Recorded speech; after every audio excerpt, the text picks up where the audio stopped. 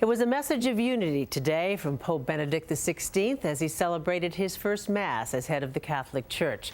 The pontiff also entered the papal apartments for the first time. The rooms were sealed after the funeral for Pope John Paul II.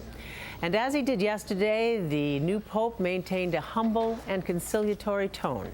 News Center 5's Anthony Everett joins us live in Vatican City. Anthony?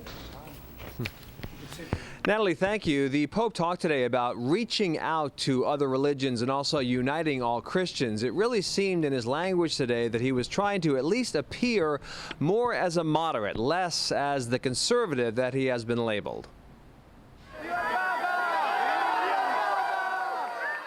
Pope Benedict XVI left the Vatican for the first time today, briefly stopping at his now former Rome apartment. He was greeted warmly with cheers by the assembled crowd. Solida opera postulantur quae animus penetrent. Earlier, the Pope led morning Mass with the men who elected him pontiff in the place where they did so on the fourth ballot yesterday. In his homily, he talked of reaching out to other religions, opening dialogue with them, and uniting all Christians. He also promised to continue the modernization laid out in the Second Vatican Council of the early 60s. Those comments seem at odds with Cardinal Ratzinger's ideology as he laid it out as chief enforcer of the faith for the Catholic Church over the past 2 decades. He has so many dimensions and so many qualities. I've pointed out some of his finest writings for me are his spiritual writings. And so I think we have to be very careful not to characterize him in certain ways. He spoke about collegiality. He spoke about the great solicitude of John Paul II for the youth of the world. And all of these things he will do in his own way, but yet with faithful continuity, not only to John Paul II, but to Benedict and going back to Peter. For this Saugus High School group visiting Rome, it has been a remarkable time to be here.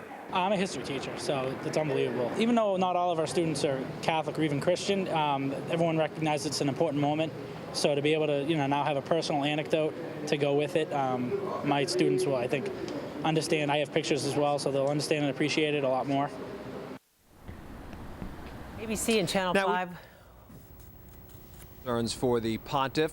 We learned that after becoming pontiff, after being elected by the College of Cardinals, he said that he thought he might have a short reign. Now, we know that back in 1991 he had a stroke, but that he has not had complications from that stroke and that his health generally is stable. However, friends say he does have a delicate constitution, something that we will watch, obviously, in the coming years. As for Pope Benedict XVI, his next big event is the massive installation that he will lead on Sunday in St. Peter's Basilica.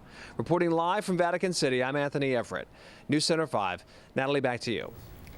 Anthony, thank you. ABC and Channel 5 will have live coverage of the installation Mass for Pope Benedict XVI. That begins at 4 a.m. Eastern Time. There is more information on the new Pope on our website, thebostonchannel.com. The war in Iraq has claimed a